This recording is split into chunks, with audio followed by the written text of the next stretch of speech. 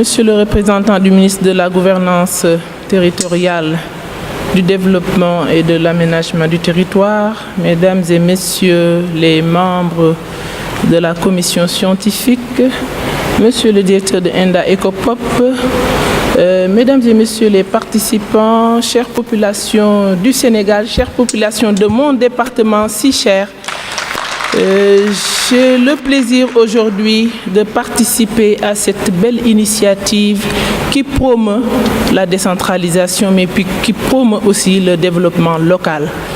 J'ai aussi l'insigne honneur de représenter un département très spécifique qui est le département de Tivaouane, parce que un département très vaste, avec un fort potentiel à la fois agricole, minier, mais le projet que je vais vous présenter est axé sur l'agriculture, l'environnement, mais aussi l'hydraulique et l'assainissement.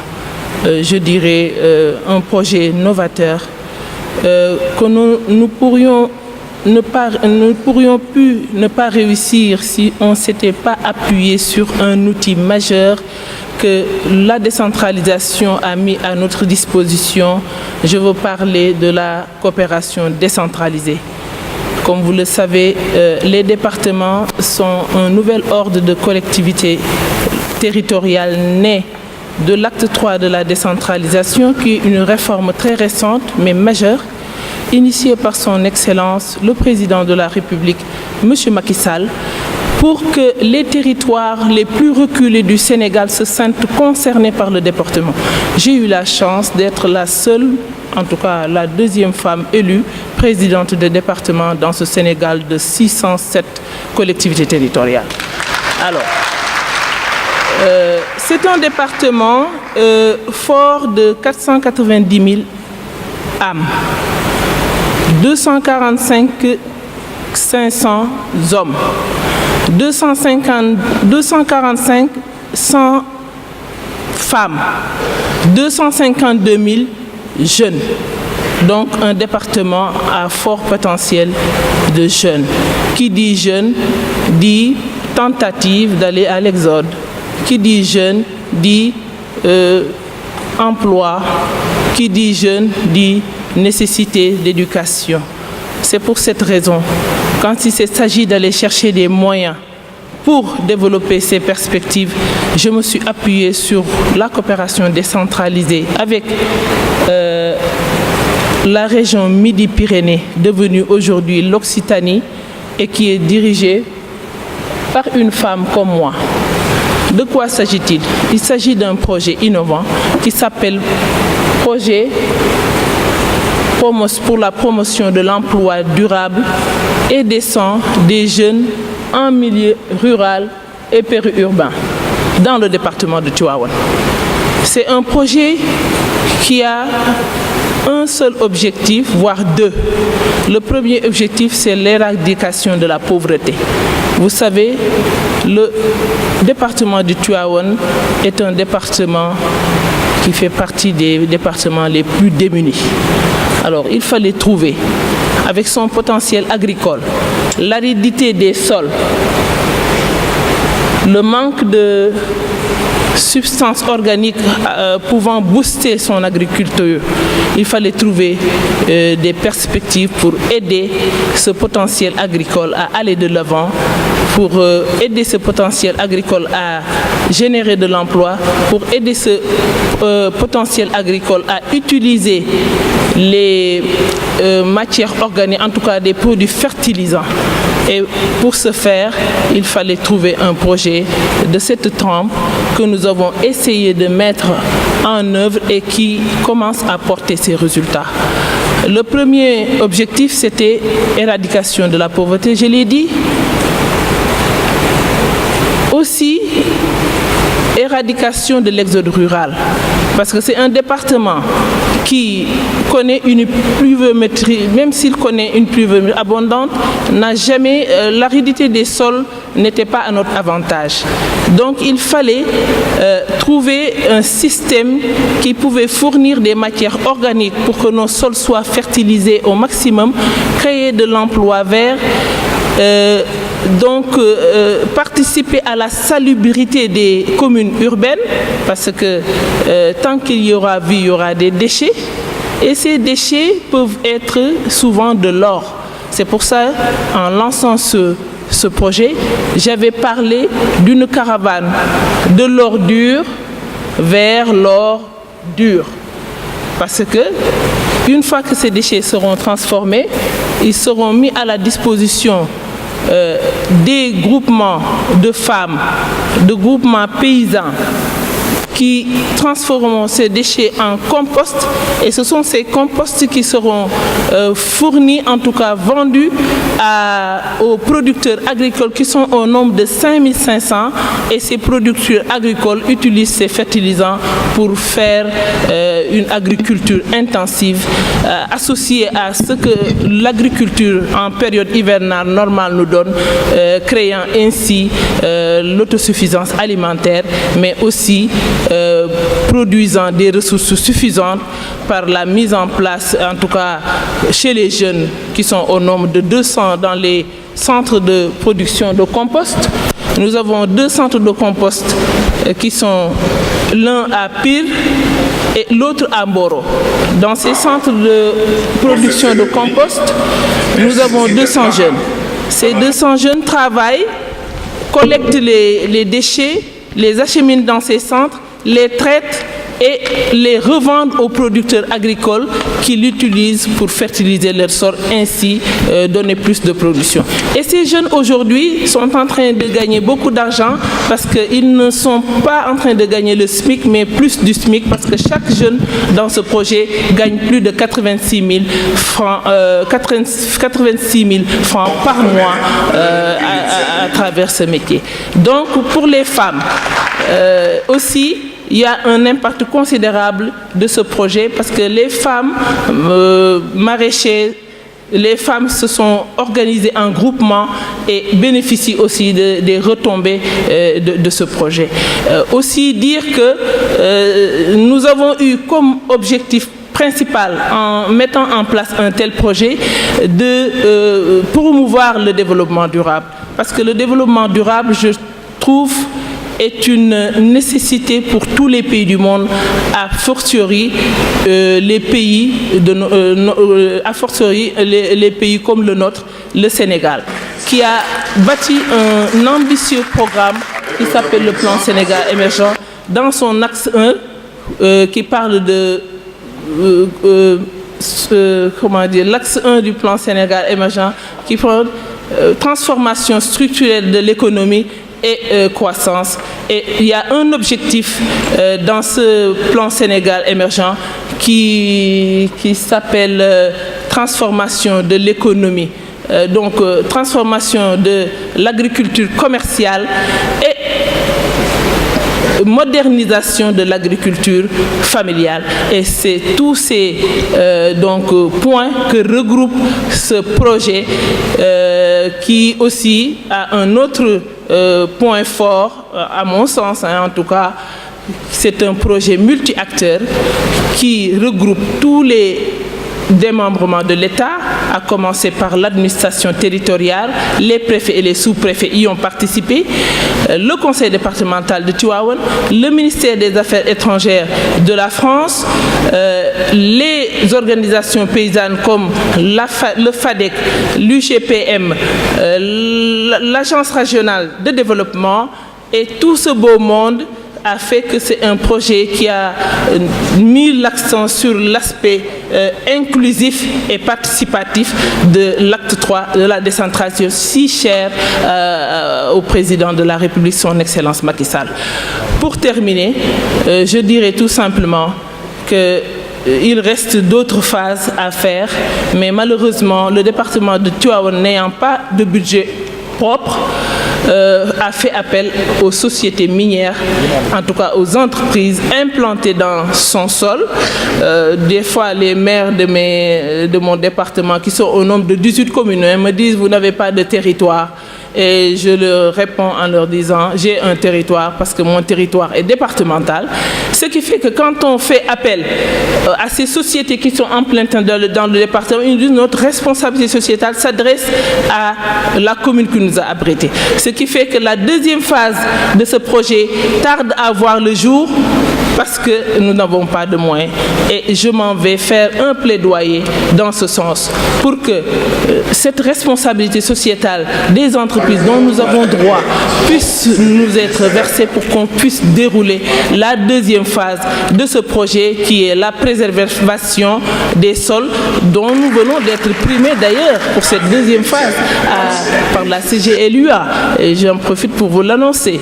Donc dire que nous ne l'avons pas fait seul, nous ne devons pas le faire seul. Loo xam-xam joor majoor gën laa xam joor gi te majoor yaa ngi nii toog.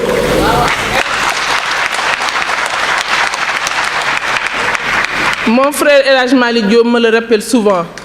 Tous ceux qui sont concernés doivent se concerter. Et je l'applique tous les jours à la lettre. Inch'Allah. Donc, Major yaa ngi nii toog gàmmu Tiwaawan gaa ngi jub si maa ngi sant ñëpp di gërëm wa salaamu aleykum wa rahmatullahi wa barakatuh. Du comité scientifique pour ces questions pertinentes que vous venez de poser par rapport à ce projet que je viens de présenter. Donc, la première question m'a demandé, et ça vient de M. Khalidou Kassé, de la situation de ces braves femmes qui sont à l'entrée de Tivaouane et à la sortie, parce que je ne sais pas si vous avez déjà fait Méké, mais Méké regorge de femmes, braves femmes, qui se lèvent à 5 heures du matin, qui s'activent dans ce genre d'activité, de vannerie, de poterie, de pagne tissé, et que sais-je encore. Donc, je l'ai dit tout à l'heure, le conseil départemental de Tivaouane a été est venu avec l'acte 3 de la décentralisation où nous avons supprimé les régions pour les remplacer. Et par conséquent, nous avons un rôle à faire plus de proximité. Et en tant que femme, j'essaie autant que faire se peut d'aborder toutes les questions, mais tout le monde sait, et les gens qui sont dans la salle ne vont pas me démentir, que je m'active que pour les femmes. Ça, je ne le cache pas.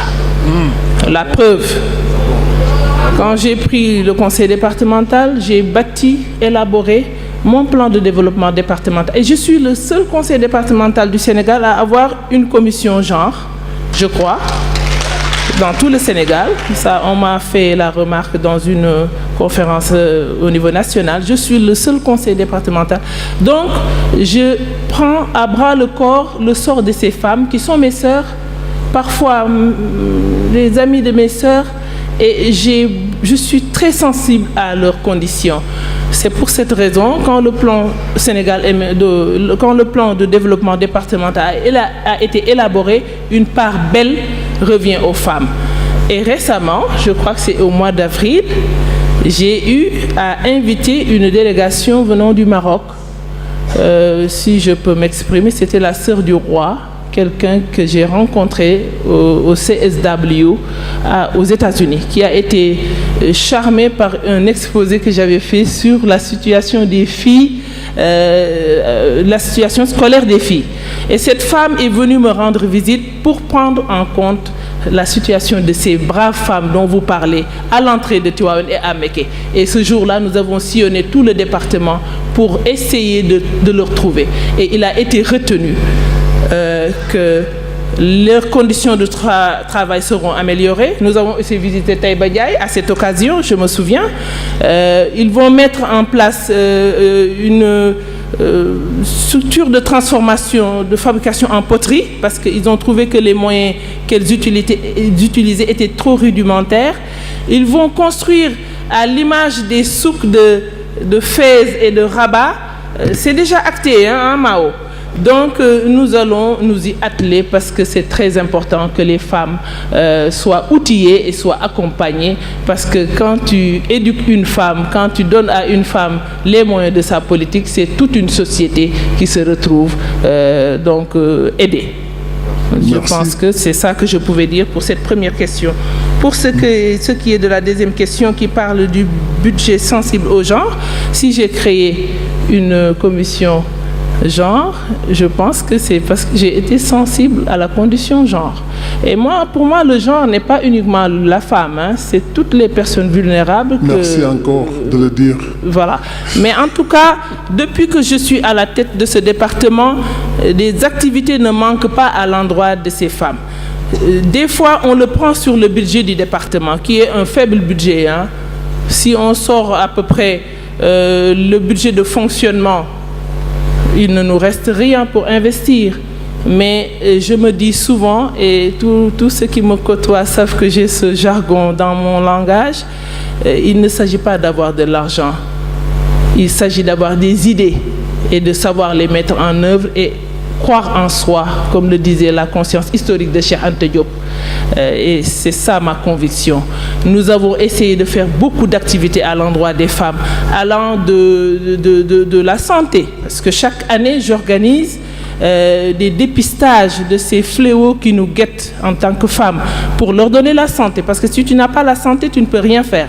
Ensuite, j'ai fait des séries de formations allant de la transformation de fruits et légumes, de céréales, sur une cible allant de 300 à 700 femmes. Chaque année, je consacre le mois de mars à former les femmes et je fais une cible dans toutes les 18 communes pour leur donner. Après, je fais des financements pour leur demander de créer des activités génératrices. Et il y a dans cette salle beaucoup de femmes qui ont eu à bénéficier de ces activités. Donc, je suis très sensible au genre et je le dis tous les jours.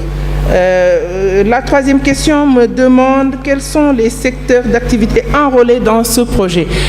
C'est un projet multisecteur.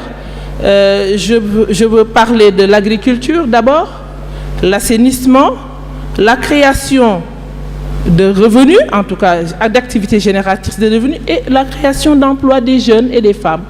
C'est aujourd'hui ce que nous avons remarqué dans ce projet, qui leur donne des revenus suffisants, qui les accompagne. Ces jeunes aussi ont bénéficié de formations de la part de l'ARD. Nous avons des jeunes, parmi ces 200 jeunes qui se trouvent dans les centres de compost, des jeunes qui ont bénéficié de formations sur la planification, le suivi, évaluation et le rapportage. Des jeunes qui ont bénéficié de formations en agroécologie et techniques de compostage et production de fourrage. Nous avons aussi une formation technique d'irrigation. Voilà, parce que j'ai oublié de le dire dans mon exposé, il y a un aspect très important de ce projet, c'est les azuphores qui ont été installés dans ce pays, en tout cas dans la région de Thiès depuis 2000, et qui sont remplacés aujourd'hui par les eaux-forts, produisent de l'eau et cet excédent d'eau est vendu à ces producteurs à des moindres coûts, en tout cas des coûts plus bas que les prix de la SONES et de la SDE. Ça aussi, c'est un apport considérable sur en tout cas le retour sur investissement que font ces producteurs. Donc, je pense qu'on a regardé tous ces aspects pour avancer dans notre projet. Le suivi-évaluation ici est très présent. C'est un projet où la participation est inclusive et c'est réel. Les acteurs participent du début jusqu'à la fin du projet. Le suivi-évaluation est respecté. Et d'ailleurs, c'est ce qui me pousse à vous donner les chiffres que j'ai avant de venir présenter. J'ai eu à prendre donc le pool de tous ces centres de compostage qui sont un à Pire, l'autre à Mboro, et nous ambitionnons d'en ouvrir d'autres parce que c'est une goutte dans la mare d'ouvrir 200 centres dans un département qui a 18 communes. Si on n'a que 2 centres de compétence, c'est minime. Mais encore une fois, nous avons fait jouer l'intercommunalité et ça j'anticipe sur la question de ma sœur Madame Thioune, sur le suivi évaluation, et ça nous permet de faire participer en tout cas l'intercommunalité, parce que tout ce projet, tout le long du processus, les communes qui ont vu impacter ce projet, qui sont Tivaouane, Mékhé, Pire Gouret et Mboro, ont pris en charge, en tout cas les acteurs sont sur place. Nous avons fait ça de concert avec eux. Et c'est ça l'intercommunalité. Le département, normalement, a une position stratégique. 80% de nos actions doivent être stratégiques. Et les communes ont un rôle opérationnel. Mais moi, je me dis, je serai dans les actions parce que je suis une femme d'action. Je vous remercie. Merci. Merci, madame, pour votre